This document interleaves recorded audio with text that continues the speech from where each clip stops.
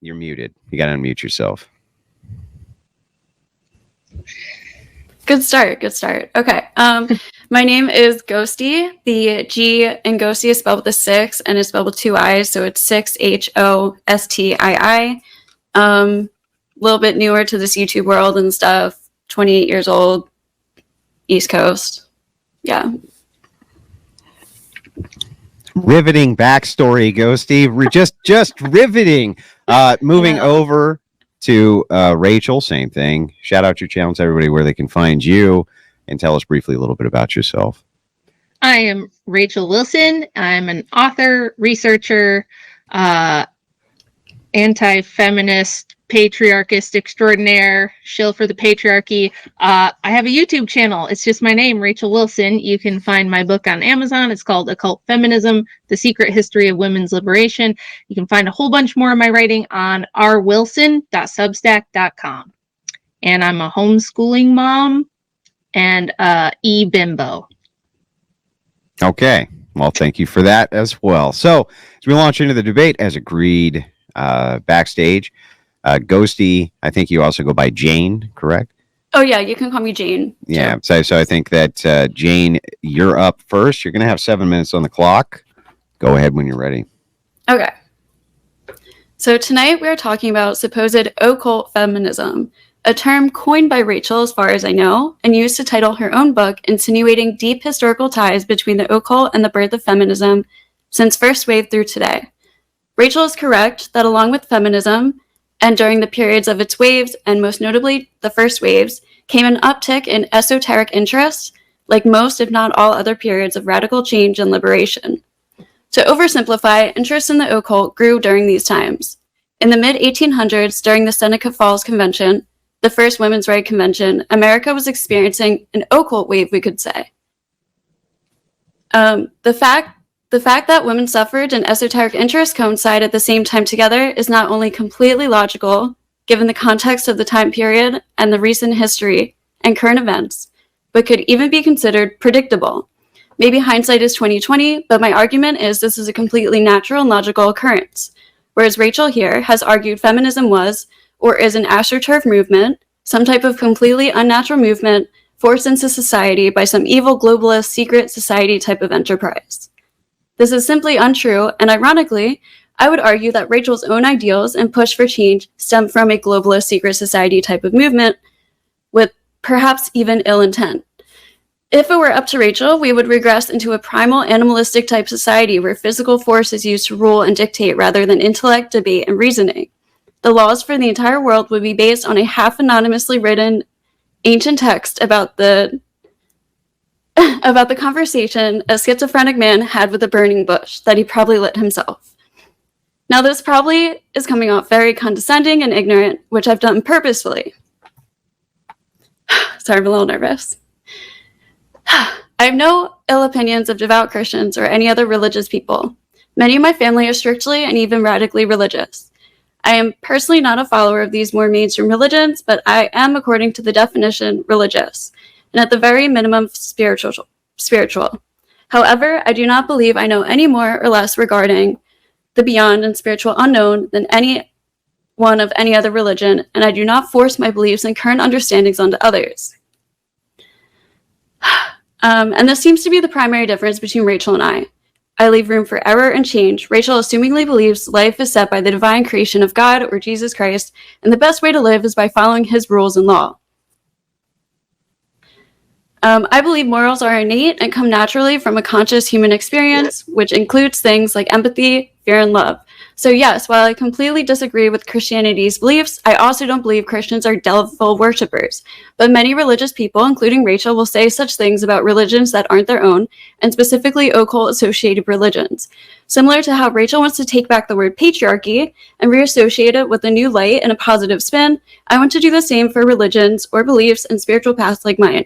The fundamentals of paganism, Wicca, spiritualism, and so many more are peaceful, positive, and share many of the same moral principles of Christianity, such as don't lie, cheat, or hurt people.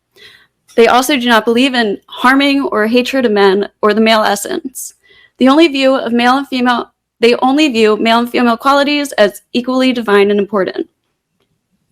My goal of this debate is to successfully debunk Rachel's theory that occult feminism is what occult feminism actually is, and explore the factors and events leading to this cohabitation of feminism and the occult. Sorry, I hate reading. Okay, no problem. Before we launch in to Rachel's opening, just two quick things for the chat. One, if you leave a message as you're bored, mods will remove you from the chat so you can go be bored somewhere else, because I'm fucking bored of you, right? I'm bored of your stupid ass chats about how bored you are. Get the fuck out of my chat. How's that? How's that? Then I'm not bored anymore watching you get fucking banned. That makes me super happy. So there's that. That's house cleaning order number one. And then moving into house cleaning order number two. If you're so fucking stupid in the chat that you can't read and you ask what the debate topic is, might I direct you to on the front of the fucking thing you clicked on that says occult feminism as the debate topic. I just want to help all of you out there in Crucible Chatland. I wouldn't assume that you were that fucking stupid, but I think many of you might be. With that, I'll turn it over to Rachel. Go ahead. 7 minutes on the clock. All right. So in Jane's opening, she kind of gave you her worldview and where she's coming from on this topic. And I will say that I do have a small following of witches and occultists of different varieties who actually love my work because they think that I am giving witchcraft and the occult its due and proper in propagating feminism and turning it into kind of the mainstream social order that it's been for at least the last 50 years now, I would say. So there is that. You could theoretically from that position look at what I do and say, yeah, you're right. But witchcraft and the occult was really instrumental in bringing egalitarianism and women's rights into the mainstream. And if you think that that's a good thing, then sure, you could say yay to the occult and to paganism and to various forms of witchcraft, who all, because they have a goddess worship element. This is a lot of the reason when she said she felt it was kind of inevitable. I would agree. When she said it's kind of a natural order of things, I actually say that in an academic article that I wrote, which I presented at a conference about the ties between paganism and feminism and how we're seeing this big pagan revival since the 70s in the West.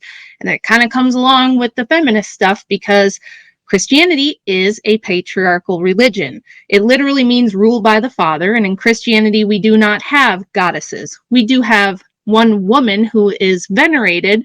That would be the Virgin Mary, the Theotokos, but she does not have a divine nature. She is a human and only has a human nature. So we venerate her as the highest of women. She's the Ark of the New Covenant. She is the Queen of Heaven, but she is not divine. She is not worshipped. She is only venerated and put, in a high place in the religion. Almost every other religion, except for the other Abrahamic religions, have some goddess worship element. So I would broadly, classify those as pagan or occultic, or, you could label them what you'd like, but that's generally what we're referring to here. And she was correct to say that in the 19th century, a lot of women who even said that they were Christians, I argue in my book that they were not, because they were generally Universalists or Unitarians. They did not adhere to the Nicene Creed or the traditional, definitions of Christianity at all. They kind of co-opted Christianity because they were in a Christian nation and had to kind of, do that to get by. But they openly declared Lucifer as their liberator. They saw him more as like a Gnostic version of Lucifer that liberated mankind and especially women. So whether feminism is good or bad, we could get into, but certainly the occult was and pagan religions were instrumental in this. And as far as like calling Christianity, a schizophrenic dude who was talking to a bush, Wicca is probably the most ridiculous and silly of all the occult religions. It was created in the 60s by Gerald Gardner, who was just a nudist who wanted to be able to touch asses and kind of get away with it. So he created a phony baloney modern version of witchcraft. So, we could trade insults about which religion is sillier, but, at least Christianity established a working social order that stabilized society for thousands of years. So I would agree that the occult was instrumental in it, but I think that that was a bad thing. And I don't think that paganism or equality or feminism are natural whatsoever. It's kind of like, doesn't really matter if it's natural or not. That's naturalist fallacy. But even if it's natural, I don't think it's good. I don't think it works, and I don't think it's sustainable, and I do think it will come to an end. Feminism can't sustain itself. If you look at the situation we're in right now with birth rates and the collapse of the West and people not even being able to figure out how to date each other or get married anymore, I think we can say it's a fail, at least on that front, and we can go into more detail on that. But yeah, I would just say, yes, the occult was an element and it was instrumental in bringing feminism in, but I think that's a bad thing. And I think patriarchy is inevitable, it's inescapable, and it's the divine order that was designed by our creator. All right. Thank you guys for the opening statements. I just want to let everybody in the chat know, if you want to bitch, this is the correct way to do it. So a $200 dono to kick off the stream. I'm bored. What's this debate about again? Clearly dunking on the moderator, making fun of the chat. I guess I deserve that. Appreciate the 200 kick things off. With that, we're going to start the open dialogue. About an hour 15 minutes. This will be a full running debate. Call-ins are welcome. We'll get to those in about an hour 15 minutes. And then from there, we'll also get into all of the super chats. Dono chat link is pinned at the top. If you want to send in Dono chat, those will get priority. Appreciate it very much. With that, the floor is open. Go ahead. Okay. So I just don't see why. Like, I think a lot of these women during this time, from like reading their writings and stuff, they understand the natural order of men and women, like in a domestic sense, like men and women will fall into their places like domestically. But as far as like politically, I don't know why we need like a patriarchal society for that. And I don't think that these like a lot of these feminists at the time were painted as like childless women or divorced or unmarried women somewhere, but many of them, especially a lot of the like the leaders of them, like Alice Paul and her husband started I can't think of the name of it right now, but one of the main like associations for women's rights and stuff. Yeah. So yeah. So why does the patriarchy have to be like a political structure? Like, because I'm pretty sure my belief is that, or from my understanding, your belief is that women don't have a place in politics and government and stuff. Right. Well, if you think about it on a broad historical level, there's probably some sort of reason why we didn't have women asking to be in politics or demanding that they could vote until a little over 100 years ago, 150 years ago. One reason is you didn't have some idea of universal suffrage democracy. That's a very new idea. It's only a couple hundred years old. Prior to that, there was never this notion that every single person who lived in any given nation or kingdom deserved a say-so in how things were run. So to that end, men only got universal suffrage just shortly before women did. So nation states and democracies are new, male suffrage being universal is new, and female suffrage coming shortly after that is also new. So these are new ideas. You're kind of operating, it seems to me, off of an Americanist presupposition, kind of an Enlightenment presupposition that we are all equal and that everyone ought to have a say. So I would ask you, why is it that you think do you think everyone should have a say, and if so, why? Yeah, I think everyone does deserve a say, especially if they're forcibly living under a society that dictates their world around them, the food they get, where they can work, how much they can pay for, social programs, stuff like that. As long as we're born into these societies and we don't have an option to, it's literally like illegal to live in the woods and make your own energy sources and your own water sources and stuff.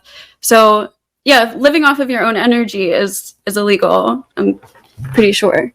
There's like ways to get around it, but it's very hard and expensive. You have to like do it all yourself. So as long as we're like forced to live in these societies, I think everybody who is born into them should have a say.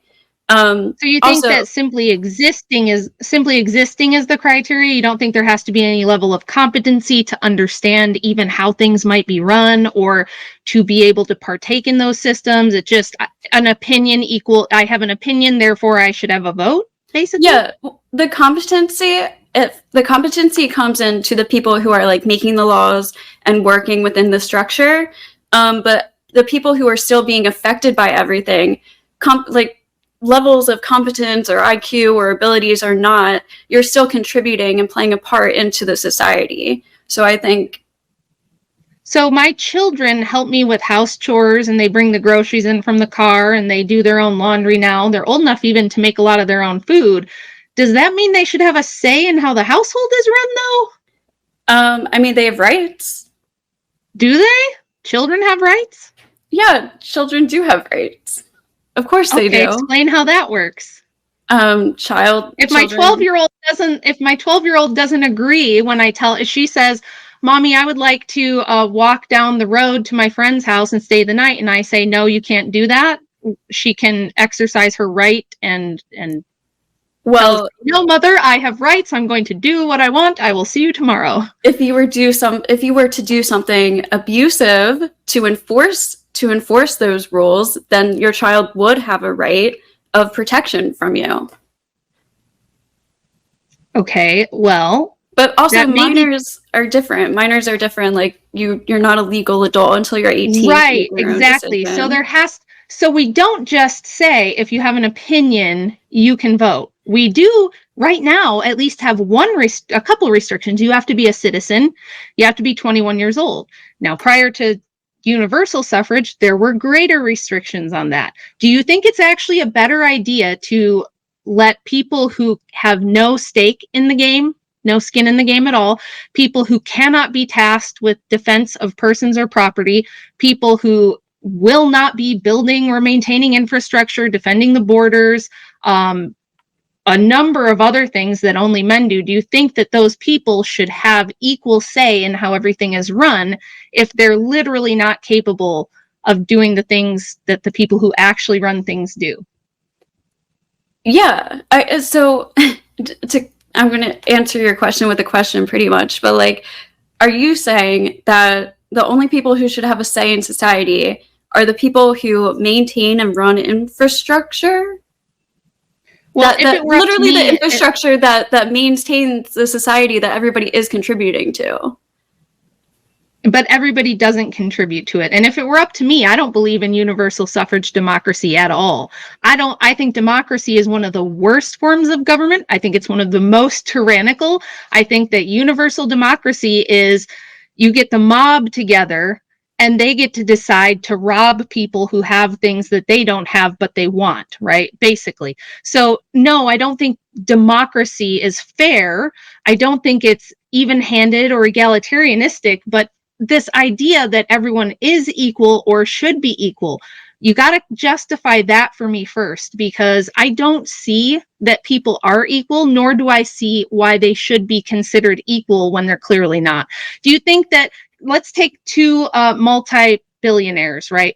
Really rich people. Let's think about maybe Kim Kardashian and Elon Musk. Do you think that those people contribute equally to the world? While I don't hold Kim Kardashian's, value of contribution as high as Elon Musk's, I do think she has enough influence to be contributing to the society. Yeah, I think what Elon Musk is doing is more important and valuable, but we can't deny that Kim Kardashian has a huge influence on society, on people in it. She does have a huge influence, but I would argue it's not a very good influence. You could see that this huge rise in plastic surgery among young women is mostly due to the Kardashians. So we have girls who are 18, 19, 20 years old getting dangerous, risky plastic surgery so that they can look like these ultra famous bimbo billionaires. I think that's stupid. But to look at like female contributions to society and say that they're on par with the men who literally have created the modern world is laughable. And here's why. You and I wouldn't be here right now talking on this live stream if it weren't for men. Women did not design all the technology that allows this to happen. They weren't launching satellites and, developing telecommunications. Frequency hopping was invented by a woman, which led to Bluetooth and Wi-Fi. An exaggeration, the Hedy Lamarr thing. Grace Hopper. Hedy Lamarr invented Wi-Fi. No, she didn't. Grace Hopper also invented computer language, computer programming, all this stuff. The dishwasher was invented by a woman. Kevlar, bullet, there's a bunch of women are the dishwasher. Also, do you not think that being mothers and wives in society is an important role? Of course it is. It's the most important role women can have, but it doesn't mean that we are fit to rule. It doesn't mean that we are fit to govern. In fact, I think those things are quite a bit antagonistic toward each other because the requirements are so different, and men and women are ontologically different. So the qualities that make you a good mother would not be the same qualities that would make you a good ruler. And women tend to be overall very irrational and illogical. But let's go back to the women invented cool stuff thing. Even if some women invented some things, if you believe that like a handful of women of color did the math that put man on the moon by hand, first of all, you're ridiculous. But let's just say that that's true. Who built the damn rockets? Like, who lays the concrete? Who are the people do you know what power linemen do? Do you know what they have to do when they climb power poles and like actually put up cables that cross huge canyons and rivers and mountains and dangerous areas? How dangerous those jobs are. There's a reason why still to this day, the vast majority of infrastructure jobs are done by men. It's because women physically cannot do them to a huge degree. And even the ones who theoretically could don't want to because it's dangerous and it's dirty and it's really difficult. This is why we see women doing the same shit they did 100 years ago. They're not going into STEM, no matter how much we push them into STEM. Women don't want to do STEM. They like people. They like to be creative. Like women have their things. Women can do cool things. I do cool things. You do cool things. We might be very talented people. That doesn't mean we're fit to rule. It doesn't mean we're fit to build. And if we don't build and maintain society, I don't see why we should have an equal say. Maybe we should have a say in as much as women did before suffrage. So before suffrage, there were women's groups that were influential. And actually, those women were anti-suffragists. They did not want to vote because they said, we will lose our moral neutrality that we have since we're not just another voting bloc. We're not just another lobbying group. We're not politicized. So if we go to lawmakers and we say, look, we need more clean, safe parks, or we need better school programs, whatever it is they're asking for, they were asking from a position of like moral high ground, right? So it's not that women can't maybe have influence. It's not that maybe men won't decide to listen to women when women are being wise or something. That's up to them and their judgment. Doesn't mean that they are automatically entitled to have authority over men when they cannot back that authority up with anything. Well, okay. So first of all, in this patriarchal society, like the one that we're still, I guess, in a patriarchy, you could say, but like pre-suffrage, the society, all these men that you're talking about that like work in the coal mines and stuff, they weren't the men that had much of a say anyways. It was always the wealthy men who weren't doing these jobs. So there's a natural hierarchy among men, yeah. So then why are you arguing? So are you saying that we should reverse it and those are the guys who can like lift things? No, I'm glad you asked. So I would say that the way things were for all of human history until 100 years ago was just fine. There's no system that's perfect because power can always be abused by anyone, regardless of if they're male or female. So that's going to be a thing no matter who's in power. We have that right now. My God, like the government we have right now is arguably the most corrupt that's probably ever existed, or it's at least way up there, right? So democracy doesn't ensure that you're not going to have tyranny or abuse of power. Neither does putting women in charge. Neither would putting coal miners in charge. There is a natural hierarchy that exists among males, and that's for men to hash out. Now, in a Christian patriarchal order, the church informs who is in charge. The church is part of, influencing and lawmaking and things like that. So you at least had some sort of moral body informing who was in charge. In a secular society, you don't even have that, which is why we have, secular humanists arguing to abolish age of consent laws and lobbying for the trans LGBT stuff all the time. So what I would say is there's been a hierarchy that was in existence. We had a balance of power prior to feminism. Because of the Industrial Revolution, creating this industrial world you and I live in, that world gives women like you this illusion, this idea that I'm just like a man. I can do anything a man can do. I'm just as capable as he is. But as they always say, there's no such thing as a feminist in a house fire, right? When the shit hits the fan, when stuff gets serious and lives are on the line, we don't go, somebody call the feminists. There's a flood. We have to save the children from the burning building. Someone call the feminists. That's not what happens. So men are still the ones who make this world that allows you to think that you're equal with them. I agree. Men and women are different. I don't think people are equal. I don't think anybody is equal. And I don't think gender is much more of a determining factor between differences than any other thing is. Like in brain research, the differences between a male and a female brain. Hang on, stop. We need to tie this back to the topic at hand, which is occult feminism. Okay. If this topic relates to occult feminism, that's fine, as long as you can tie the needle back in. But right now, we're moving way off course. I need to tie it back to the topic, which is feminism and the occult. Okay. So for many of the anti-suffragists were lobbyists. Wait, does this tie it back to the occult? Yeah. So since you were the challenger and you said I was kind of misrepresenting the occult, what do you think it is I got wrong, or where am I misrepresenting? Where am I full of shit on this topic? Okay, so like it's just the light you're presenting it in. Like you are presenting it as if it's some like I said, this like astroturf movement that it sounds like you're kind of making it a very conspiratorial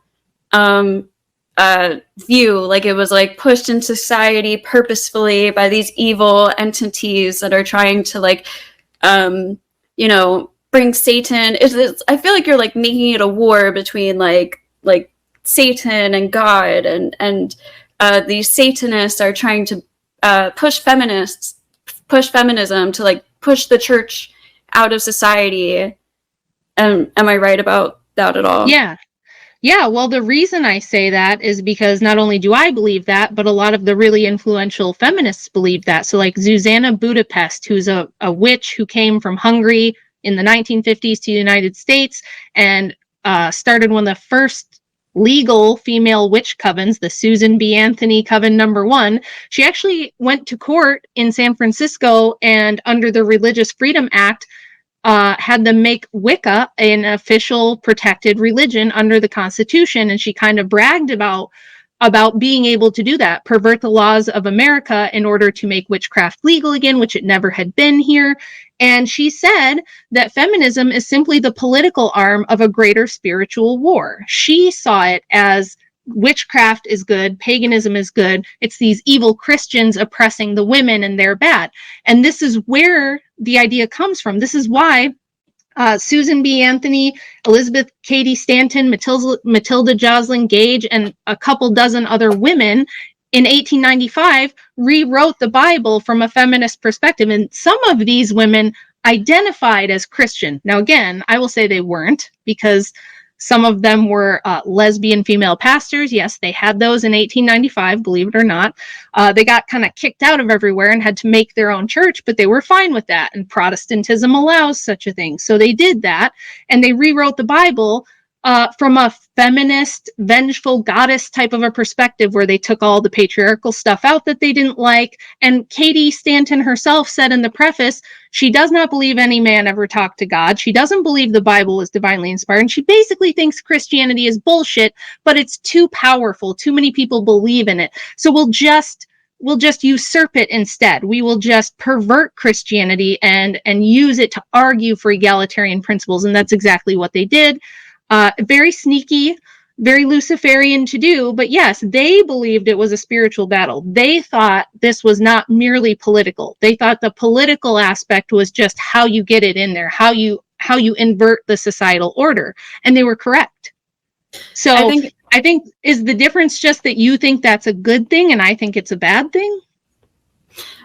I'm sorry, could you ask that last question again? So you said that you think that I'm incorrectly framing this as a spiritual battle, and I'm telling you the reason I'm framing it that way is because the feminists themselves in their own writing framed it that way. But it's not, I don't think it was a spiritual battle. I think it was a political battle that they could literally only use, the only path to the political battle was through spiritualism, because all other mainstream religions didn't give women a voice. So the only religions that were giving women a voice and were allowing women to play a part in the church and have give sermons and stuff was through occult religions. And when people started seeing that and spiritualism had an uptick, it was just natural. Let her finish her point. Let her finish her point, Rachel. Go ahead. Sure. It was only a natural way for women to start having a place. And these things, during the spiritualism kind of, when spiritualism happened, in the mid 1800s, during the same time as the women's convention and stuff, there was a bunch of mediums and seances going on. But this was at the same time that electricity was invented. The telegram was just invented. These things was not. It doesn't seem so unfathomable all of a sudden. And then people were losing people in the Civil War. There was such high mortality rates for infants and deaths for children and stuff. So it wasn't this evil, it wasn't viewed as this evil, satanic thing that was happening, but it did give women a voice. And through that pathway, feminism and the occult kind of grew together, but it wasn't this evil spiritual political battle thing. Okay, well, first of all, let's debunk this idea of women didn't have a voice. The only reason you're saying that is because it's propaganda that you've heard repeated over and over and over through your life. Women didn't have a voice. Yes, they had a voice. They didn't have power. Wait. Now it's my turn. They didn't have power. They definitely had a voice. They always had a voice. Women were always important and influential and had all kinds of things. In fact, Susan B. Anthony herself, in the History of Women's Suffrage, which is her giant history of her work, she said, and so did Stanton in her own writing, they both said the reason they couldn't get women in on feminism, because I don't know if you're aware, but it was extremely unpopular at the turn of the century. Late 1800s, early 1900s, it wasn't even popular until the 60s. Women were very much against women's liberation. Only about 4% of women who were polled at the time prior to suffrage wanted anything to do with suffrage. And Stanton and Anthony said the reason we can't get women on board is because they have everything they want. They can go to school if they want to go to school. They're allowed to work outside the house, but who wants to do that when you can just have your husband go work and you get to stay home and be a homemaker? You get to partake in your church life, your community life, raise your children together with your sisters and cousins. They have a lot of privileges and protections that they don't want to lose. And Stanton and Anthony basically thought, too bad. You're going to have to suck it up because we want power. So this was not about women didn't have a voice and they just wanted us, and we just want to contribute. We're not allowed to contribute. That's not what it was. They were always allowed to contribute. They always had a voice. This was about power. This was about women wanting to take more power from men. And the reason that's wrong and the reason that's bad is because there was a natural balance of power built in prior to women's lib. So if you look at genetic studies historically, all of us sitting here have twice as many female ancestors as we have male ancestors. This means that historically, only about 40% of men have ever gotten the chance to reproduce, and about 80% of women who've ever existed have gotten a chance to reproduce. The reason is, as a woman, the only thing you need to do to be able to pass on your genetic material is be fertile. That's it. If you're a fertile woman and you're capable of having babies, some man somewhere is going to come along and fertilize you. You don't have to be hot. You don't have to be talented. You don't have to provide value. You don't have to be special in any way. You just got to drop eggs. Okay? Not the same for men historically. Most men died in dangerous jobs, were put on the front lines of battle and ended up cannon fodder, or just were rejected by women wholesale because maybe they didn't make enough money to support a family. Maybe they didn't have enough social standing. It's even more brutal now that women have all the power. So what happened when we had women's liberation is that this natural balance of power where women have this tremendous power in their sexuality, their fertility, and their influence on men because of those things. Now they also have all the financial power, half the political power, all the marketing power. Like 80% of every consumer dollar is spent by a woman. Women have tremendous power, and what has happened is it throws the balance off. So now we have women who have unearned power in huge amounts, and men are still tasked with dying to protect the country, being the heroes who have to save everybody anytime there's a flood or a fire or a natural disaster. If there's a city burning down, male cops are the ones that have to go in there with batons and tasers, not the female cops. We've all seen the videos of female cops. So this took a natural power balance and threw it out of whack. And it was done in a very sneaky, subversive sort of way. And they're very proud of that. And they tell you that in their own writings. And they did see it as a spiritual battle. So if it was just a natural thing that was running its course, you wouldn't have needed the CIA to push it through Gloria Steinem and Ms. Magazine. You wouldn't have needed the CIA to create the Congress for Cultural Freedom to push these kind of values into the culture. They wouldn't have sent Steinem to India, to Europe to try to push this on people, okay? If it was just naturally happening as a grassroots movement that everybody thought was great, that wouldn't have been necessary. You also wouldn't have had to have, suffragettes firebombing businesses, bombing postal buildings, smashing storefront windows. That's just how progress and revolution happen. And revolution is evil. Revolution is not inherently good. That's an Enlightenment idea that this perpetual revolution is a good thing. Tell me why violent revolution is good for everyone. Tell me why. Oh my God, there's so much. Okay, I don't know why you keep downplaying women's roles in society. Just overall, because we're not. I keep saying that women had plenty of power. Let her make her points, society. Rachel. Let her make her points. Sure. Go ahead.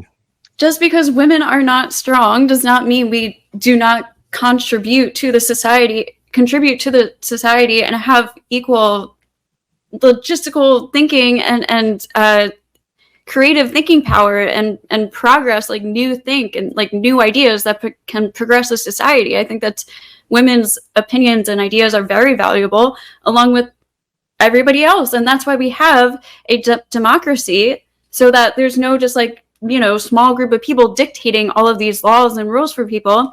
We can vote together. So if somebody has an idiotic idea, it's not going to make it very far, because by the masses, we're all going to be able to vote and debate and choose which ideas we think are going to be best for our own society. Whereas if we go back to this, where we just let the strongest men hash it out and fight to the death over it, we're not going to get very far. It's not going to be the best for the masses of people. And we also have here's a quote from Katie Stanton: "Because men and women are the complement of one another, we need women's thought in national affairs to make a safe and stable government." The whole point was that once a woman got married, once she was married, she was basically absolved into her husband. So yeah, she could work outside of the house, but her wages would go to her husband. She couldn't sign a contract. Right. She would be paying property taxes, and then none of those laws would be she couldn't vote for those laws for the taxes that she's paying towards. So these are all there, and there's many other more. It's on the Declaration of Sentiments, resolutions. I think there was 14 of them or 18 of them. that they listed that these women were fighting for. That it's not like, also many of the anti-suffragists, a lot of them ended up changing to be suffragists over time because they realized that the federal government wasn't just playing a role in international affairs and like war anymore. They had, because a lot of women, so a lot of the anti-suffragists, I believe they wanted to leave the vote, the women voting up to the states.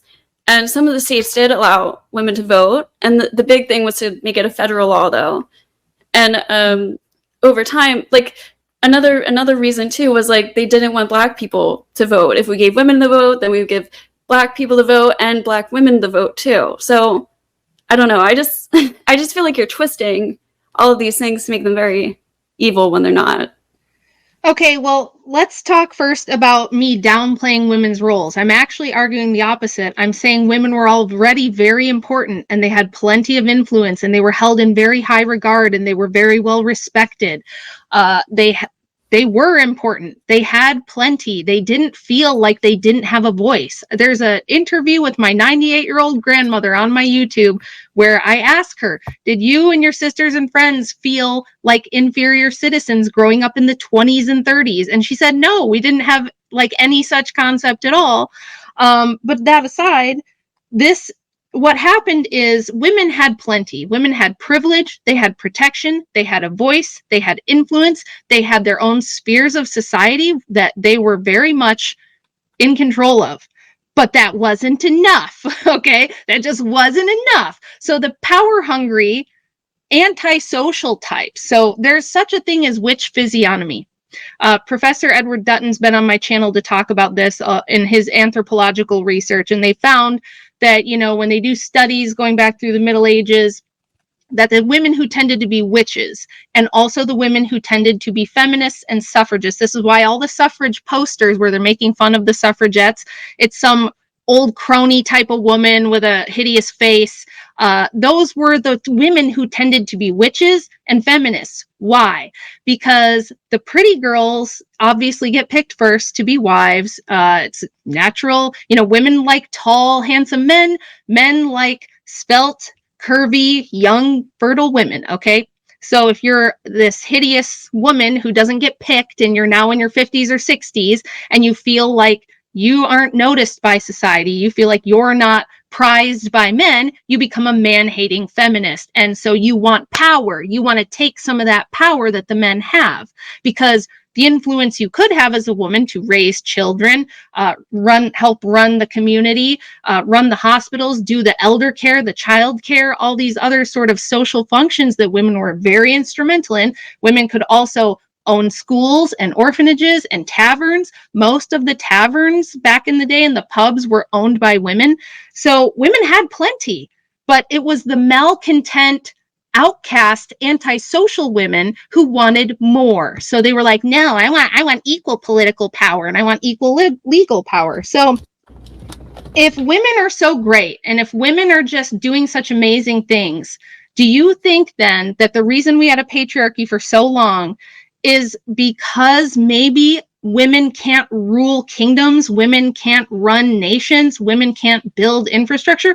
Or do you think, because you think I'm the conspiracy theorist, I think it's you. I think you think there was a conspiracy all throughout history where the men like get taken into a secret class and they're like, listen, boys, we got to keep these women down. Make sure that your boot is planted squarely on the throat of every woman around you and don't let her have a say-so in anything and don't let her get any power because then you can't use her for a sex puppet. Is that what happened? Like, how did we have patriarchy for so long? No, it's because as society, like we progressed. We went from freaking cavemen where we were ruling and battling with, you know, fists, and then we had swords and stuff, and then we could talk, and like we just progressed. So of course, like we're gonna start off as other animalistic societies where we use force and patriarchies to rule until we start getting more intellectual and consciousness, and then we start including everybody. And like this is literally just the way of progress.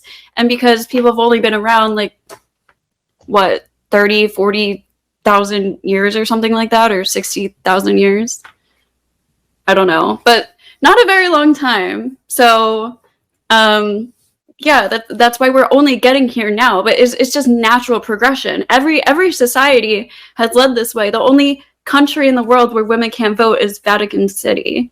So like, why don't you just move there? Like, instead of, you know, Well, I'm dealing an with Orthodox Christian. I'm not going to live in the Vatican, but progress toward what? progress towards Progress toward what? a better society for all beings, all people. Better according to what standard? To the majority, to the masses of people, not just the elite, not just the wealthy people. How is it better now than it was, say, 500 years ago for the average person?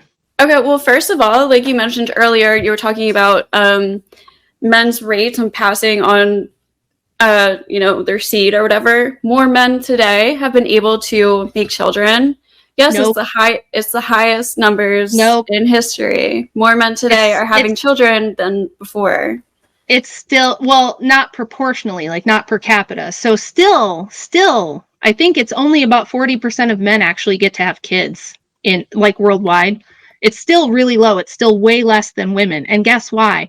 Women don't, they only pick the top 10% of men. And if they can't get that, a lot of them just won't have babies. And even if they do, a lot of them still won't have babies. The birth rates are terrible, but progress towards what? So when you say everything's getting better, how is it better? Because in 1960, only 5% of children were born out of wedlock. And now it's 41% of children that are born out of wedlock. It used to be almost everyone had their mom and their dad at home. Now that's like becoming pretty rare. Women, 26% of American women are on at least one prescription psychiatric drug. Alcoholism among women is the highest we've ever seen it. We keep hearing from the left about how, wealth inequality is getting worse, right?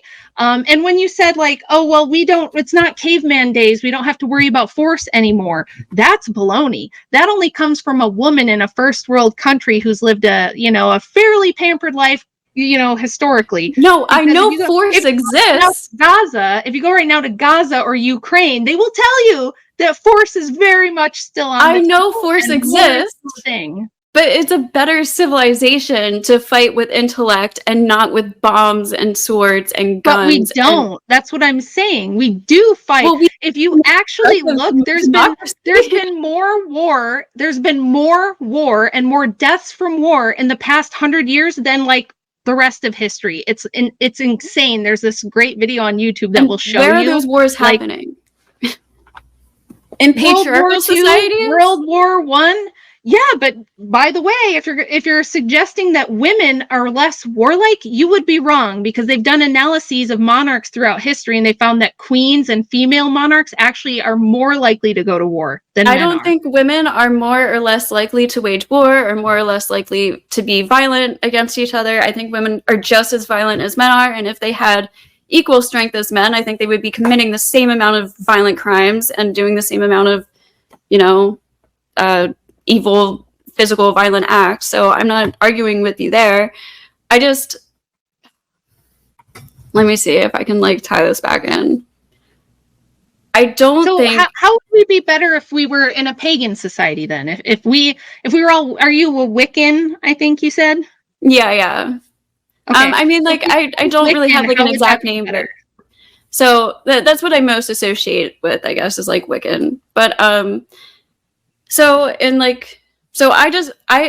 well, that's the thing. I don't want a Wiccan society. I don't want a society that's ruled by any one thing. I just want people to be able to be free to believe what they want and not have to force other beliefs upon each other and be fine with that. That's a very adorable story from a very naive young lady. But how are we going to actually run the world? Because you realize that power is a thing, right? So you can't just go, we should just all be nice and we should just all share and just everybody should get whatever they want. That is like kindergarten. What do you think the reason for these wars is because religion is trying to rule society?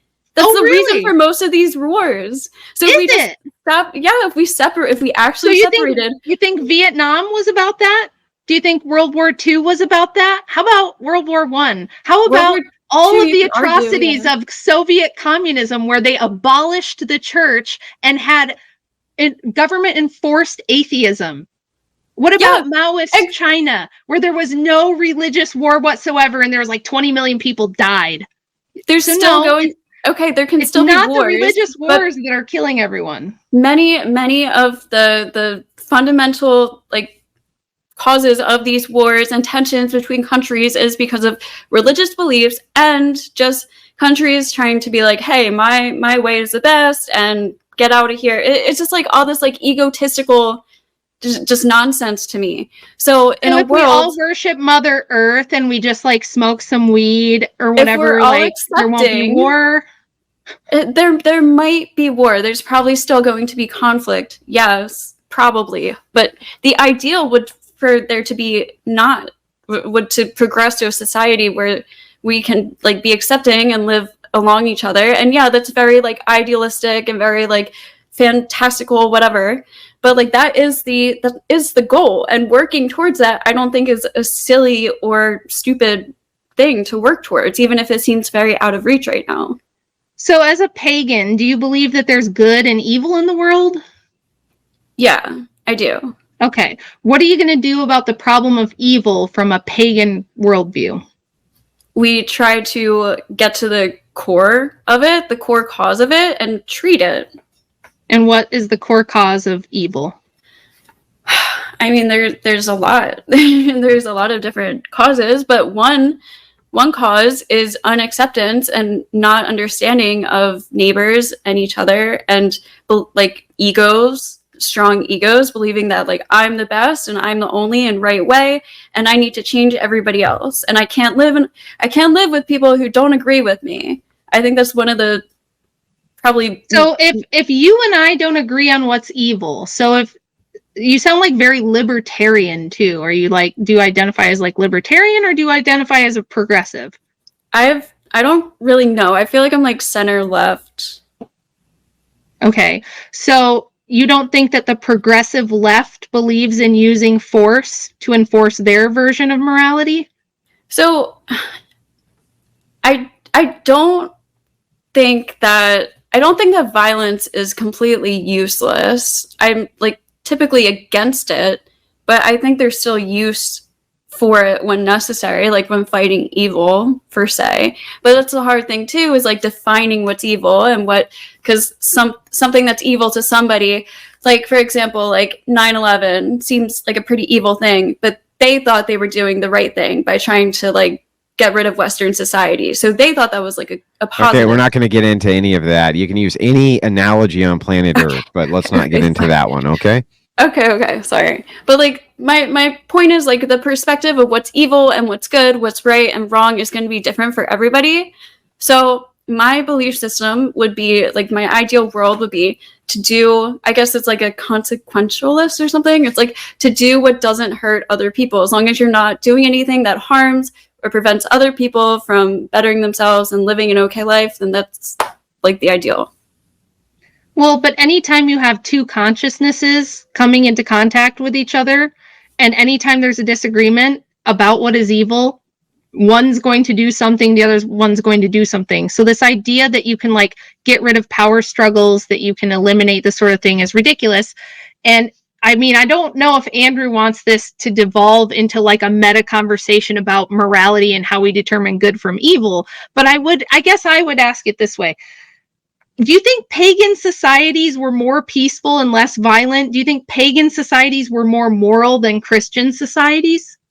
Back in the day, probably not, because they came from like the like Nordics and the Vikings. Well, the Romans, like, super, even, right? Yeah, the Vikings were very like violent and like did some terrible shit. But I would say today, pagans like overall like are very, very peaceful people. Yeah, like most Christian people are too. But when we have people in power that are trying to dictate society with these religions and telling people to live this way, it causes a lot of tension. Well, let me guess. There's I'm more just going to take a wild stab. I'm going to take a wild stab here because it seems to me that the main differences there would be is stuff like feminism and LGBTQ rights. other than that, I can't think of what Christians are doing to non-Christians that you would object to, unless there's something I'm missing. Christians are doing to non-Christians. Yeah, like what beliefs am I as a Christian pushing onto people that you think is harmful?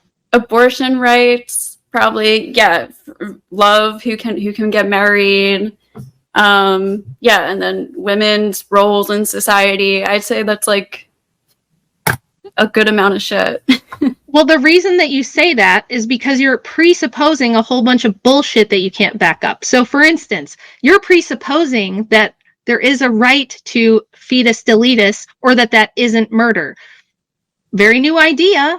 Not a Christian idea. We could argue about that, but again, that turned into another debate. You're also presupposing that homosexuality is about love. I don't think that it is at all. I think it's about sexual perversion. I don't think that just because you're fucking somebody has anything to do with you loving them, and I don't think it means you can make a family out of a same-sex sexual relationship. So you're just operating off of a bunch of propaganda that you've heard, like love is love and women need a voice and these like meaningless platitudes. And if I asked you to justify any of it, I highly doubt that you could. So like, I wouldn't have to, though. I don't have to. You're the one trying to say that it shouldn't be legal, and it isn't this, it isn't that, and it shouldn't exist. So I don't have to justify it.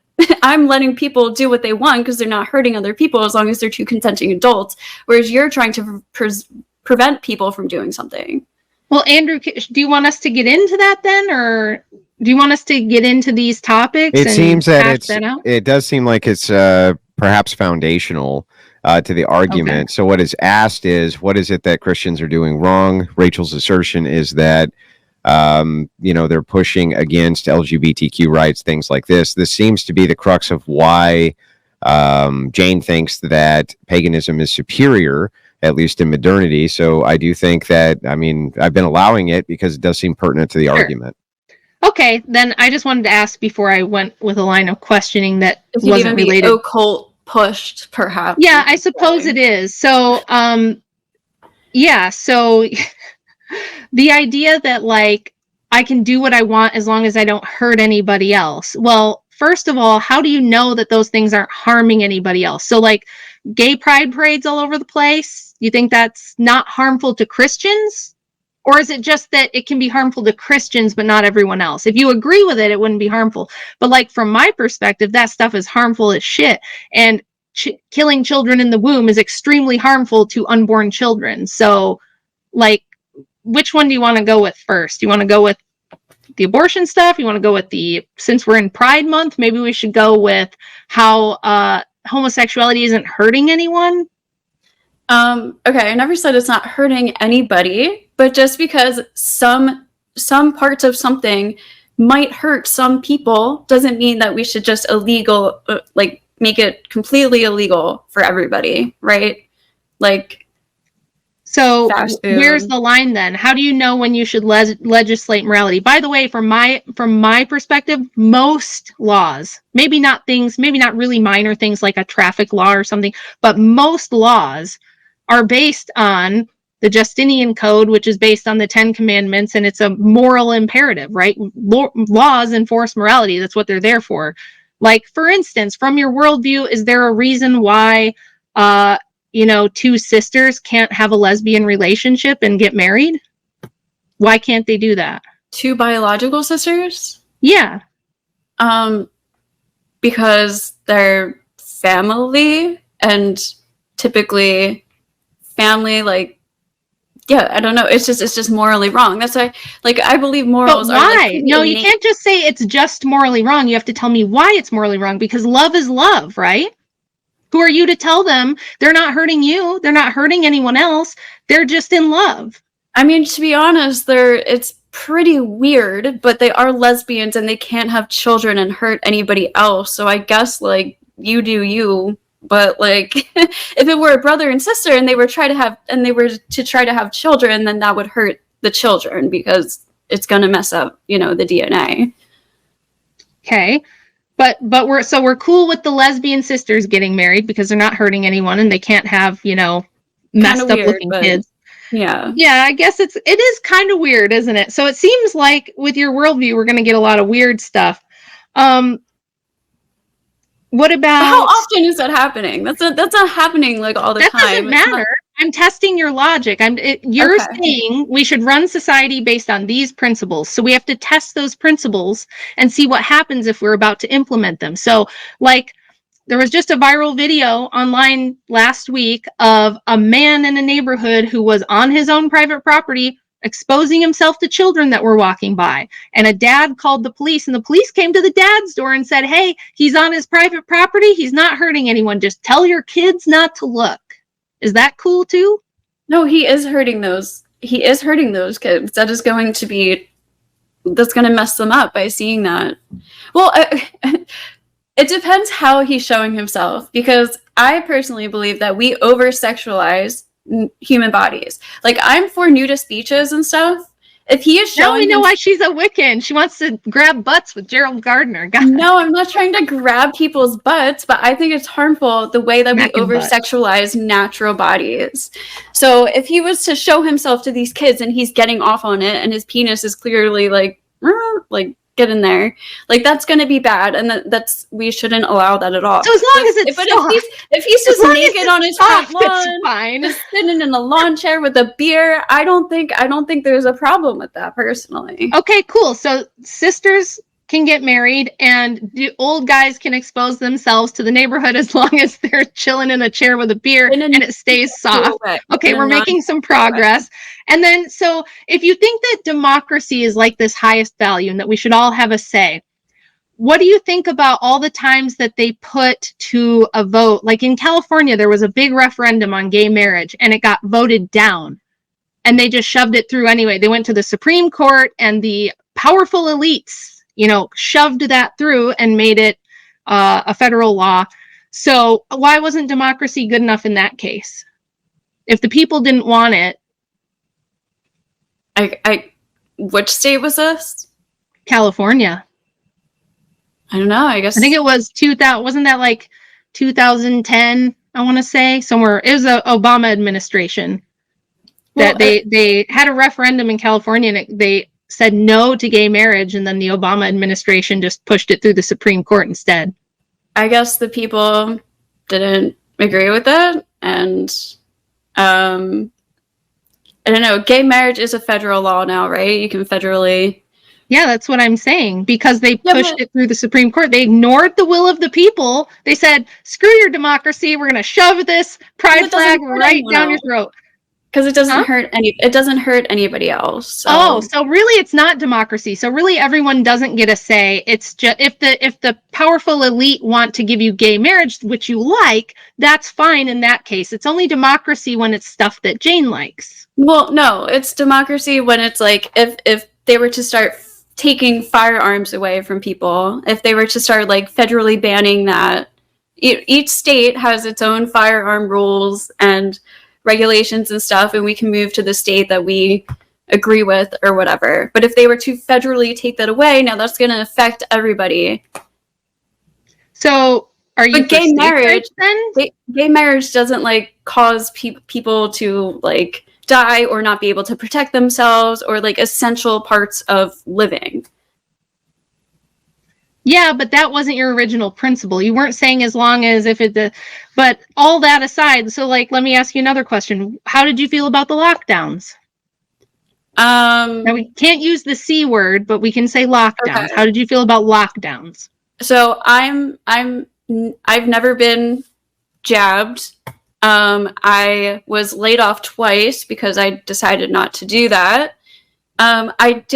I think the initial lockdowns were pretty appropriate, and the mask wearing and social distancing, I think that was like pretty fair for a pretty like unknown situation that was happening at the time. I do think many of the rules ended up being very stupid and just didn't make sense. So I had an issue with that. I would have had an issue with mandates for them. Okay, fair enough. What if we held a vote in what? You don't have to tell me what state you're in if you don't want to, but like... That's fine. I'm in Philly, PA. Okay. So what if Pennsylvania has a referendum on abortion rights and they say no abortion? What if the people decide they don't want abortion rights? Well, I think that would be unjust. Okay, so it's definitely not democracy. It's definitely not consensus. It's definitely not everyone gets a say. It's more a libertarian consequentialism where it's like, if you can't prove direct harm, I think this should be legal. Pretty much. Yeah. I'm pretty sure, yeah. Okay. So we'll just, I don't think we need to keep going down that road because we already established that in Jane's world, you're going to have old dudes chilling naked on the lawn in front of the kids. And as long as it stays soft, we don't have a problem. And the lesbian sisters can get married and all of that. So I just don't think we should shame our bodies. Yeah, I think that's another part of like the occult and stuff that is seen as like, oh, free love, and it's so evil, and it's just to like empower women through sex and stuff. Like, first of all, none of like, I don't know, none of that is seen. Like Wicca and paganism, they view the masculine and feminine as equal. They rule separate times of the 6 months of the year. They're equals. It's not like women like hating men. It's all toxic masculinity and stuff. I'm sure there's some radical feminists and radical witches and stuff who do that, but I would argue that they're not true. They don't follow the true like path, and they're not reading that. So Alexandra Kollontai in Russia, and here in the United States we had Victoria Woodhull, both advocates of free love in the late 1800s. Both in their writings and their speeches said that one of the reasons they were such big supporters of free love is because they were also marriage abolitionists. And they did blatantly say we should get rid of the nuclear family because it's patriarchal and it opposes women's rights. Do you agree with them about that? No, but probably at the time it probably fit the context at the time, because many of these women did believe that once you were married, you were basically dead. You were basically absolved into your husband, and you had no rights anymore if you were married. So that's why I think it's funny too. You were saying it was just like these lower class like women the lower class women actually had more equal rights. No, not lower class. It wasn't lower class. Kollontai was actually like upper class. Yeah, it was the more privileged women that had ugly women. It's a physiognomy thing for the most part. It's the ugly chicks that couldn't get a man tended to be witches. They tended to become antisocial because they felt like this societal order benefits most women, but not me because I'm a 2, right? Even the 4s are getting husbands, but I'm a 2, so I'm screwed. So screw this whole system. And they become very antisocial. They become very anti-family, anti-marriage because it doesn't benefit them. They're the few that feel left out. Now, there were things for them to do. They could be nuns. They could run orphanages. They could have a pub. They could become, authors. A lot of them were. They could do other things, but they felt like marriage and family was bullshit because generally they were left out of it. It's like a pretty real phenomenon, the witch most of these women had husbands and children, though. Well, some of the prominent suffrage writers did, but not all of them. A lot of them didn't. Matilda Joslyn Gage, not so much. And she was actually the mother-in-law of L. Frank Baum, who wrote The Wizard of Oz and gave us The Good Witch and the Bad Witch. That The Good Witch was inspired by her. She believed in, Native American style paganism and thought that Christianity was evil and wanted to destroy it and wanted to destroy the patriarchy. So she was like a very radical, like typical style witch, lived out in the woods, I think she was married for a time, but I don't remember for sure. All that aside, again, I don't see how this, like, we're going to all be pagans and let everybody do whatever they want, be naked. I don't want everyone to be pagan, though. That's what I'm saying. I don't want. Well, you don't want us to be. You don't want them to be Christian. You don't want them to be in the traditional religions because those are oppressive. No. I don't think that. I'm fine with practicing your religion and having your beliefs as long as they are not affecting other people in a negative way and ruling people in politics and government. I don't think personal beliefs that literally nobody can prove should be dictating the laws of the land for the masses of people when nobody can agree on what them. we're doing, what you and I are doing right now, we're having a debate, and the purpose of debate is we're trying to logically suss out a moral question, right? What we're discussing here boils down to a moral question. Do you believe there's an objective right and wrong, or do you think morality is subjective? I don't think there's necessarily an objective right and wrong, but I do believe there are a fundamental objective set of morals. So okay, where do those come from? Where do you get them from? I think they're innate within humans, and they come from just a conscious experience that we have, that we grow, that comes from things like empathy, fear, love, anger. It's just things that are innate within us, in our conscious beings, that I don't think we need religion to have. Well, clearly it's not. Clearly it's not innate, because if morality was innate, we wouldn't have so many disagreements on what's moral. We wouldn't have so many, like you said, oh, it's all war is just all these different people fighting over like what they think it should be and whose land it is and what religion they have. So clearly it can't be innate, because we would have a more universal morality. Now, the only religion that does have a universal morality is Christianity. Every other religion has more of either a relativism, where everything's kind of meaningless, or they have one set of morals for themselves and another set of morals for like other people groups. Christianity was actually, what do you mean how? Can you explain how? So, like Judaism, for example, has one set of rules of how you interact morally with other Jews, and they have a separate set of morals for how you interact with non-Jews. Hindus have a similar thing. Muslims have a similar thing, right? There's rules for us that we're supposed to follow, and then there's rules for other people that, you know, we think they should follow and dictate how we deal with them. And in a lot of these, like New Age and pagan and occult religions, it's very relativistic, where it's like, hey, like you said, you do you, bro. Like, what's right for me is what's right for me, and what's right for her is what's right for her. So it's very relative. The only religion that has like a universal morality is Christianity, and that's why the Christian empires were so stable, lasted so long, why the entire Western world bases its laws off of Christian ethics. I think it's the most stable thing. I think you're conflating morals with values. Like morals with values. So I believe that we have innate morals within people. Like we don't need religion to realize that killing somebody is wrong. I don't think we need religion to tell us that killing somebody is because your pagan ancestors did not agree with you. Your pagan ancestors thought human sacrifice was totally valid and, in fact, necessary to pacify the gods. That was a very primal civilization. You are pulling from Christian ethics. You are borrowing Christian ethics. The idea that murder is universally wrong came from Christianity. I'm pretty sure Christianity borrows a lot of pagan. Really? Explain. You better back that up. You can't just say I kind of think it does. You gotta justify that with something. Well, we have Ostera, Easter with the eggs. It comes from spring. All of a sudden, no, that's Christmas not happens true. To be on December 25th. Yule. Okay, I could debunk these if you want, but like no, in the first millennium of Christianity, I'm an Orthodox Christian. We're the OG Christians. We do not have Easter. We have Pascha. It's Passover. It's literally Passover. Okay. So the Easter Ishtar thing is a word concept fallacy that retards on the internet. Sorry, I didn't mean to say the R word.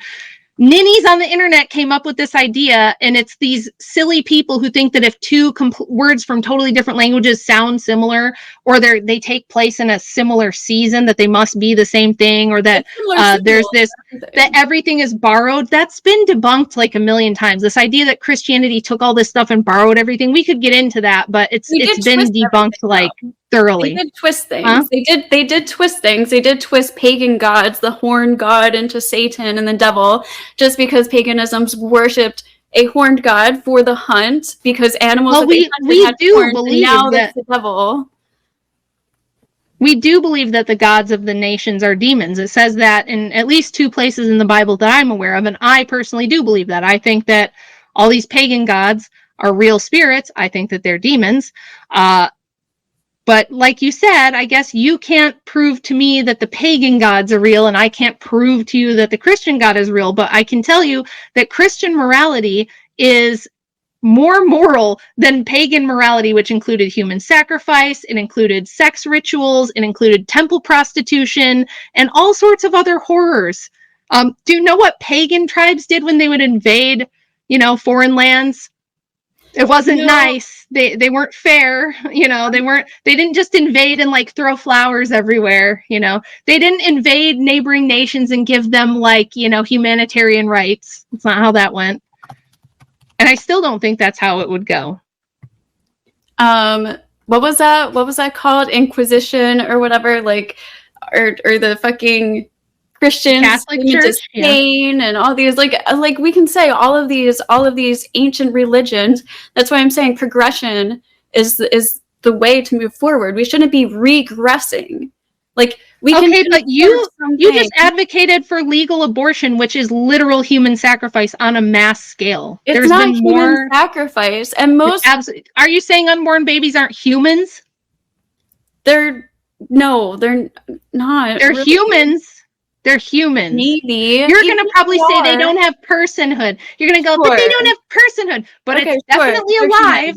Listen, they're humans. It's alive, or you wouldn't have to kill it, and it's human, or it wouldn't be in your body. It wouldn't be a human. What? So it's human life, and you want to kill it. So nobody wants to get an abortion. Nobody wants to get abortions. Literally, that's bullshit and lies. An abortion. That's a lie. That is just a lie. There are women at these protests screaming about how I have one on my TikTok, this girl screaming, I love killing babies. You have Gloria Steinem going, shout your abortion, and giving everybody the t-shirt. Yes, they want to get abortions. They love getting abortions. In fact, I did a whole show with my friend. Oh, okay, you gotta just let me finish this and then I'll let you talk, I promise. I did a whole show with my friend David Patrick Harry from Church of the Eternal Logos, a 3-hour-long stream about modern pagans, okay? Modern pagan girls on TikTok, on websites, the native indigenous tribes here in the United States, pagan groups, Wiccan groups, Church of Satan groups, all these different occultic believers saying that abortion is a human sacrifice ritual to them on their own websites, okay? And this is not like one weird girl on TikTok. There are activist groups who say, you cannot take away this ritual. It's a religious ritual for us and should be protected under the Freedom of Religion Act. Okay, if people...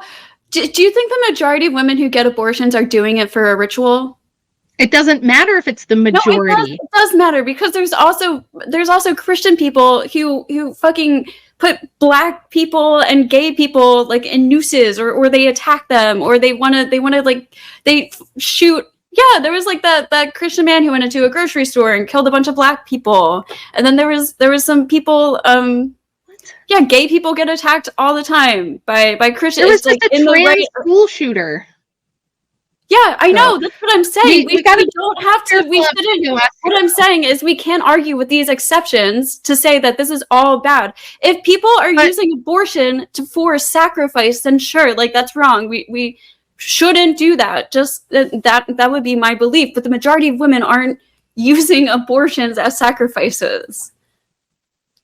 But what I'm telling you is that it is a historical tradition. So in this big project I did, it went through tribes in Australia and New Zealand, like primal tribes that are still there and still follow like the pagan religions they had, indigenous religions, all of the Mother Earth worshiper people.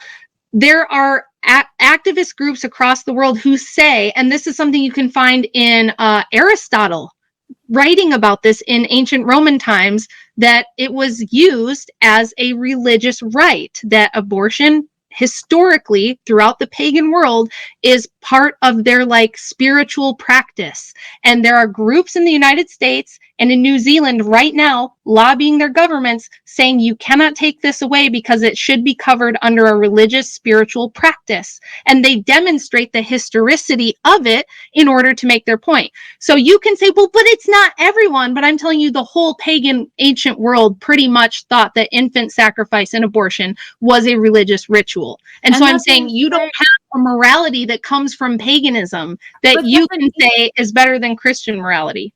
That's an ancient belief, though. That's what I'm saying. It's a modern belief. The groups right now are saying this is part of our like rite of passage. That's not this is one of our spiritual rights. It doesn't matter if it's normative across the world, because 70% of the United States is Christian and most of the rest of them are atheist or agnostic. If all of you were pagan, you'd all say that.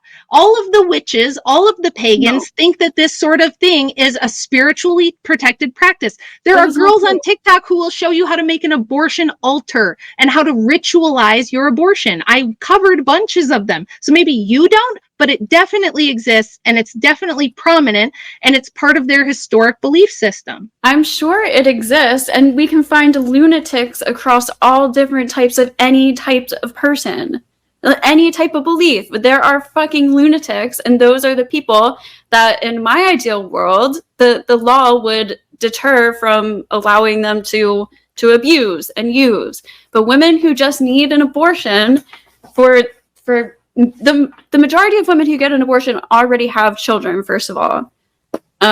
It's their first abortion. It's not 1 in 3 women that have abortions. That was a predicted estimate from like the 80s or the early 2000s or something like that. I don't know why Pearl keeps spewing that over and over again. That's not a true fact. Yeah, I don't know. I don't think arguing with these extremes is reasonable, and most people don't want abortions. My whole point is that they're not extremes, and by the way, we still have like the whole point of birth control was supposed to be we're going to eliminate the need for it, and that's not what happened. So when you sit here and tell me most women don't want to, I don't believe you. And they're marching and screaming and screeching saying they demand the right to do it. So I just don't believe you that they don't want to, because if just nobody wanted to, we went from safe, legal, and rare under the Clinton administration to shout your abortion, okay? So I don't believe you that they don't want to. That's number one. But number two, you still haven't demonstrated how Christian morality is worse than pagan morality, or how pagans have any sort of, like, it seems to be that you can just choose your own morality because you're like, well, I think it should be this, and maybe some pagans think that, and I don't really know what they thought before. And it's like, I'm still not understanding where you're coming from with this whole idea that like I'm misrepresenting the pagan world when I've done like massive amounts of study on it and written articles on it and done live streams on it. And I've got a freaking book I wrote about it. I'm very well aware of what pagan beliefs were and the goddess worship aspect of it and why it pushes feminism. And that, yes, it does push sexuality because that's the only innate power women have over men. Men have a monopoly on force. We have a monopoly on like sexual attraction. So, of course, that's why they had temple prostitution. That's why they had sex cults for their goddesses and things like this. So I'm still not understanding how I misrepresent the occult and its role in feminism, or how it's somehow like more moral to have pagan or occult feminism than it is to have a Christian patriarchy. And like, I mean, I could read you like text. We have the Principles of Wiccan Belief from the Council of American Witches from April 1974. These are all completely peaceful. It's a list of 13 of like tenets, basically. There's nothing about hating men. In fact, one of them is the number 4th one. We conceive of the creative power in the universe as manifesting through polarity, as masculine and feminine, and that this same creative power lies in all people and functions through the interaction of the masculine and feminine. We neither value above the other, knowing each to be supportive to each other. We value sex as pleasure, as a symbol and embodiment of life, and as one of the sources of energies used in magical practice and religious worship. Is that evil? Right. Yeah, sex magic is evil. magic is evil. It's Okay, is that hijacking. It hijacks the will of other people. sure? That's your belief. Sure, that's your belief. That's fine. That's fine. How You does think it it's not? evil. Explain to me, how are you doing magic spells if you're not influencing the will of other people? Well, no. So most witches, like white magic, you don't put spells on other people that don't consent to it. Okay, so But there is sex magic. It's the same as like tantric or I don't know. There's some like Hindu stuff and whatever, like tantric sex. I don't even know if that's Hindu. Sorry if that was offensive, but it is. I think so. Okay, yeah, but Hindu or Buddhist. But so you think sex magic is evil? That's fine. Do you think this is like bad? That the masculine? Do you think this is like harmful to men? This is hurting men. This is like this is having men and women be equal. Is some kind of like forced, I don't evil think society movement or whatever. I don't think the idea of men and women being equal is like intentionally harmful, but I think it's not possible. I think it's delusional, and I think that forcing to implement it in society does cause real harm, in the same way that like socialism as a theory sounds really nice and the intentions might be really good, but every time you try to implement it, everybody dies and starves. Okay, so it's the same thing with feminism. When you say men and women should be equal, it's like they're not though, and men have, like, we had patriarchy until technology for a reason. The only thing that makes you think equality is possible is technology. That's why they didn't write their bullshit Wiccan nonsense until 1974, because you need air conditioning and electricity to have feminism, okay? That's why we didn't have it until it's a symptom of a luxurious society. Anytime a society becomes too prosperous, you do see feminism rise. Now, it's never gotten to this point because technology has never gotten to this point before, but it's just an illusion. It's just an illusion that you think that men and women are equal or can be equal. If you have to appeal to men for your rights, if you have to go to the men and say, men, you need to enforce our rights, then you're not equal. That's not all equal. men have to do that. Everybody has to do that. Nobody's equal. What do you mean? Yes, exactly. We work together. Just because nobody is equal doesn't mean that only the strongest people. You're saying we should work together, but that doesn't mean women should do the same things men should do. It doesn't mean women should be in positions of power. Those things don't follow. I said, women can and should contribute. Women can be and are important, but it doesn't mean that they deserve to be in positions of political power or religious power. We're 1 hour, 30 minutes in. There's never a great time to end a debate. Unfortunately, we do have to get into closing statements so we can get to all the callers and so that we can get to all of the super chats. Now, just so you guys know, after closing statements, we do consider the debate done. Moderator will often ask a couple of questions before we move over to callers and before we move over to the super chats. Though we consider this portion of the debate closed after the closing statements are done, that doesn't mean that there still won't be back and forth, and there often is. Now, as you did the first opening, I'm going to give you the last word, Ghosty, on this. So I'm going to let Rachel close first, and I'll give you the last word in your close. Go ahead, Rachel, when you're ready. Yeah, so this was actually fun and interesting. I actually am thankful to Jane that she came and did this. It's not easy when it's your first time and it's on a big channel, and she took on a big challenge. And so I have a lot of respect for her for that. And she was very cordial and professional about the whole thing. So kudos to her for all that. That being said, I think that we kind of demonstrated here that her worldview is kind of inconsistent, a little bit incoherent, and that, she couldn't demonstrate a coherent pagan morality or any type of coherent system that she would like to see, or she kind of just had a little bit of a critique of mine and then just, hey, let everybody do what they want. If the sisters want to get married and the dude wants to be naked in the neighborhood, it's fine, that sort of thing. So I do think that I was able to demonstrate that, feminist ideas come out of occult and pagan religions because of their goddess worship element, because of their rejection of Christianity and patriarchy. and that the only thing that has allowed feminism to become this default setting, this illusion that we all live under right now, is this technologically advanced world that allows women to think they're equal with men, they can do everything men can do, where in reality, if you put Jane on a construction site and told her she had to run a 200-pound jackhammer all day long for 10 hours a day, 5 days a week, she's not going to be doing that, okay? She's not going to be running power lines, she's not going to be working in the timber industry, and she's not going to be like, building airplanes probably tomorrow. The fact that a few women can do some things that men can do does not indicate in any way that women should have power or authority over men. It does not demonstrate that the prior order of all of history was somehow inherently bad, immoral, or wrong.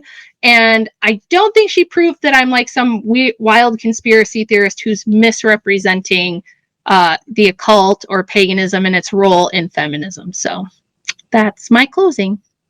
All right. Appreciate the closing statement. Over to Jane. Go ahead when you're ready.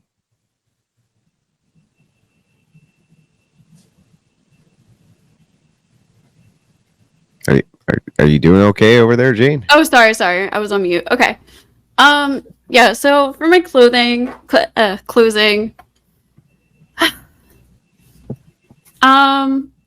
sorry, I don't know. I guess I'm just gonna read some from some feminists and then some like Wiccan texts and stuff, just to like further trying to show like my beliefs and my moral values and why I don't think that this occult cohabitation with feminism is evil or hating of men, and why I do think it is a conspiratory view to have this like occult feminism perspective that Rachel has. So Mary Wollstonecraft, from The Vindication of Rights of Women in 1792, wrote, "Let there be no coercion established in society and the common law of gravity prevailing. The sexes will fall into their proper places. And now that more equitable laws are forming your citizens, marriage may become more sacred. Your young men may choose wives from the motives of affection, and your maidens allow love to root our vanity." I think that as a feminist, one of the very early feminists, saying that it is very beneficial for men and women. I don't think that's hating men at all. I don't think that's anti-marriage. I don't think that's anti-children. I think that's the complete opposite. And there's many more like texts like this throughout. I read one earlier from Katie Stannon saying that men and women, they're complementary to each other. So all these feminists were not man-hating women. They did not believe, not all of them believed in the dissolution of marriage. Many of them had many children. We also have to take in consideration when we think about the evils of abortion and birth control and stuff. I forget her name exactly right now, but Margaret Sanger. Her mother, her mother had 18 pregnancies and gave 11 births, and she was the one to like start the Planned Parenthood stuff and all that. I'm sure she had issues of her own, but these things weren't coming from a place of evilness or like free love and sex and power over men. I just don't think that is it. I don't think Rachel has proven that or displayed that in any way. And finally, I'm just going to read two of the tenets from the Wiccan principles. We do not recognize any authoritarian hierarchy, but we do honor those who teach respect, those who share their greater knowledge and wisdom, and acknowledge those who have courageously given themselves in leadership. And then lastly, calling oneself a witch does not make a witch, but neither does heredity itself, nor the collecting of titles, degrees, and initiations. A witch seeks to control the forces within her himself that make life possible in order to live wisely and well without harm to others and in harmony with nature. Seems that those are like the core fundamentalist beliefs of most spiritual religions. Wicca, paganism, spiritualism, all the mysticism, they're very peaceful, positive, all loving, all inclusive, just beliefs. There's nothing evil about them. Sorry, I really hate reading. Okay. And then lastly, my grandmother too. She's 89, and I'm her oldest granddaughter. She pulled me aside like one day recently, maybe like a year ago, and she was like, "You're so lucky to grow up in the way that you have so many opportunities and so many chances, and I really love seeing you like blossom into the person you are, and it's so great seeing like my granddaughters being able to live in this world. So, you know, your grandmother might have a different perspective, but there were women who felt oppressed by the patriarchy, old ways of living." Yeah. That's it. All right. Appreciate the closing statements. We have callers stacking up on the back lines. While they do that, just very quickly, I have some moderator notes. Just two very quick questions for both of you. We'll try to get through it very fast so that we can get to everything. First, over to you, Jane. Do you believe that magic works? I do. Yeah. If you do it correctly, I do. So, Also, I just wanted to say thank you for having me on. That was part of my closing statement too. I forgot. yeah, no problem. So if magic works and you make a distinction between white magic and black magic, if you were to do a spell on your garden to make it grow better, would that be white magic or black magic? To make it grow better. So I guess my intentions is what matters. So if my intentions is to, I believe you have a lot of responsibility when doing magic. I think doing it silly-willy is very dangerous, and I don't suggest that people or encourage people to just go practice and try magic and get crystals and things and just do things without. Okay, would it be white magic or black magic? If my intentions are good, it would be white magic. Okay, now let us assume for a second that there was heavy rainfall in your area, specifically over just your area, your home, and a few neighbors' homes. And your garden did indeed grow extremely well. But unfortunately, it caused an avalanche in your neighbor's yard, all of this rainfall, which buried his garden. Was that still white magic or is it now black magic? It would be white magic that had a negative consequence. And usually when you do magic like this, you add protection spells and things like that to prevent, negative consequences from happening like that. So if the negative consequence happened, are you responsible for it? Yes. Okay, would you go over to your neighbor's house and pay them for the damage to their property? Yeah, I would do what you would? If I caused something. If it was that devastating, I would do something. Do you believe that there's ever been a witch who's ever existed who did a spell with unintended consequences and went and paid compensation to their victim? Honestly? Who has? Yeah. Probably, yeah. Yeah, where? Have you ever met even one? I mean, have you ever had an unintended consequence to a spell of yours and then gone and paid compensation, been like, the reason that this happened is I did this fucking spell and fucked it up. My protection magic didn't work, and so I fucked your shit up. That's on me. It was my magic. Have you ever done that even once? I mean, that's never happened. I've never caused anybody. How do you know? Because I know what spells I've never done anything to that level. So well, I mean, how do you know about the unintended consequences? There are some, I don't know. It's hard to explain, but unintended consequences are something to be taken very seriously, and that's why a really important part of spell casting is being very specific with your words and using your words very wisely and not allowing for any nuance or variables when you're spell casting. So just a quick follow-up. In pagan land, if we had your kind of version of pagan world, would people need to offer compensation to other people for when their magical spells went awry? If they could offer their help or their assistance, yeah. If they cause damage, then yeah. So what if a spell unintentionally killed somebody? Could we give them the death penalty and perhaps burn them at the stake?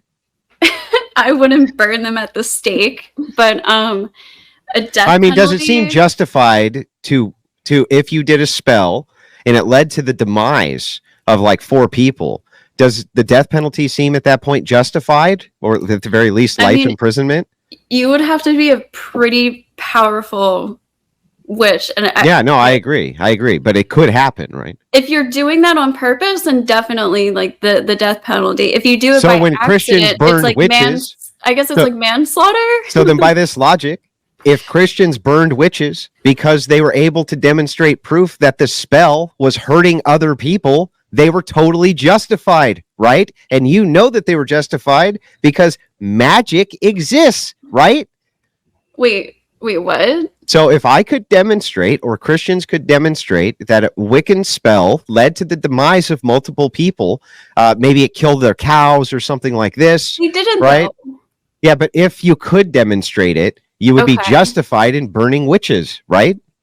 If they could prove that these witches had ill intent and were maliciously killing people and stuff, then sure. I think burning people at the stake is a bit like inhumane.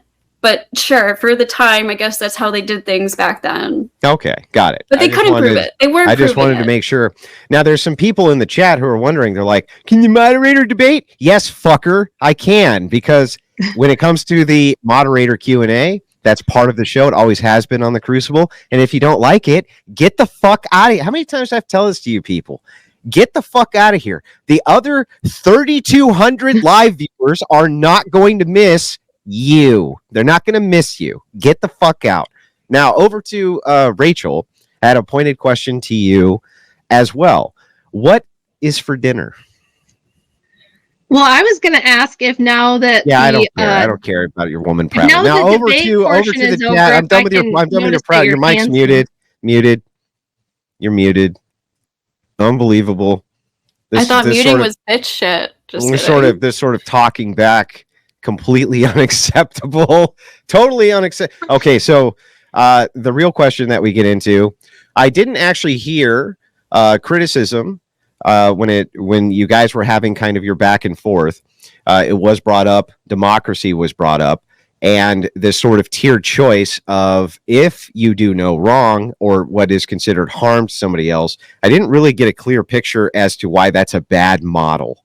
Why would that be actually bad to just have a model for society not to invade or cause harm to somebody else, and that's the standard we go with? Well, because first of all, to my knowledge, when I've debated these kind of like utilitarian or consequentialist people, they try to come up with some bizarre calculus to determine harm. And like kind of the exchange you just had with Jane it highlights why you can't always see the like unintended consequences of something and how that might cause harm.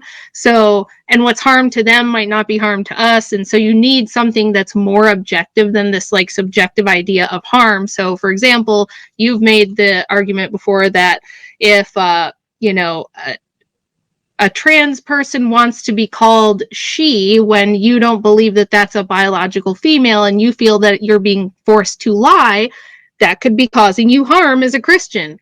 They don't see it that way, right? So it's like this idea. Well, let me quickly follow up with you. Jane doesn't think it's harmful to let the lesbian sisters get married. Yeah, but let me quickly follow up. She doesn't think it's harm. Yeah. Let me quickly follow up with this. Let us envision for a second that there was a society that the rapture happened and all Christians were gone. Okay, Christian society instantly crippled overnight, whatever remnants there are. And through, I don't know what hocus pocus, there are no more Christians. They don't exist. Absent Christian ethics, what mode could people go with other than consequentialism that would make sense? Me? Well, I mean, you could go with utilitarianism, but is that the same? That's consequentialism, yeah. Okay.